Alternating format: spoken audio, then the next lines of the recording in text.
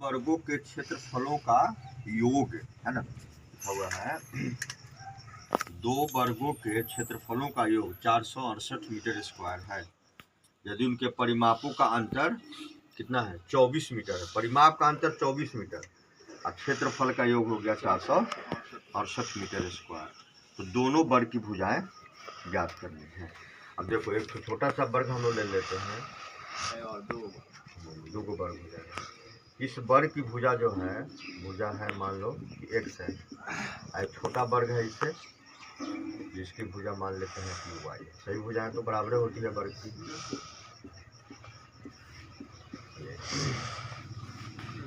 माना कि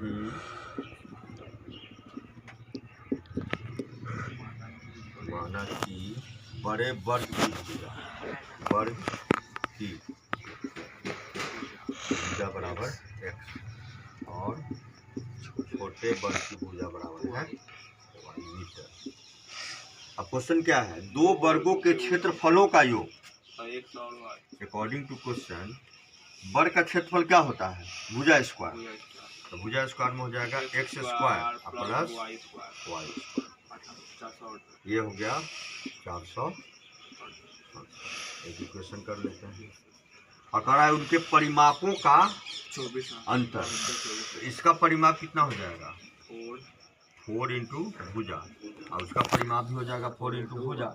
इसकी भुजा x है तो परिमाप 4x और उसकी भुजा y है तो यह परिमाप हो गया 4y और यह बराबर कितना है परिमापों का अंतर 24 है। अब इसमें से 4 कॉमन ले लेते हैं तो क्या बचेगा x माइनस वाई बराबर 24। x माइनस वाई का वैल्यू हो जाएगा 24 भाग 4 छक 24। अब देखो x माइनस वाई कितना हो गया 6 लिखे बराबर 6। एक समीकरण हो गया। अब देखो अब x माइनस वाई है, अब हम लोग को चाहिए x प्लस वाई। तो देखो x प्लस वाई का होल स्क्वायर बराबर कितना होता है x स्क्वायर जोड़ y square plus 2x y. अब देखो x स्क्वायर जोड़ वाई स्क्वायर कितना है 468 है। हम लोग को 2xy नहीं पता है तो 2xy चाहिए, तो इसके लिए देखो हम लोग के पास क्या है x minus y is equal to कितना आया हुआ है 6। अब दोनों का वर्ग कर दो है ना, x minus y x square plus y square minus 2xy कितना हो जाएगा 36 और x square plus y square कितना है 468 है। इसमें से 36 माइनस कर दो तो उधर हो जाएगा 2xy। समझ में आया। इस तरह से हम लोग को 2xy का वैल्यू उससे प्राप्त हो जाएगा। तो इसको घटा दीजिएगा 8 में से 6 घट गया तो कितना हुआ 8 में 6 घटा तो 2 और 6 में से 3 तो 3 ये हो गया 4। समझ में आया। 8 में 6 घट गया तो 2 और 6 में से 3 घट गया तो 3 और 4 तो रह ही गया। यानी कि 2xy का वैल्यू कितना आया है 432। तो यहाँ पर 2xy है, यहाँ पर लिख सकते हैं 432। ये कितना हो जाएगा 8 और 2 10 हासिल 1 और 6 3 9 और 1 10 हासिल 1 4 4 8 और 1 9। तो देखो x प्लस वाई बराबर हो जाएगा √900। कितना हो गया 30 हो गया।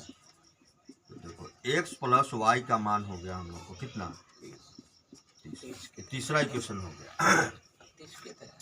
अब देखो अब एक इक्वेशन है x माइनस वाई 6 है और दूसरा इक्वेशन है x प्लस वाई कितना है 30 है।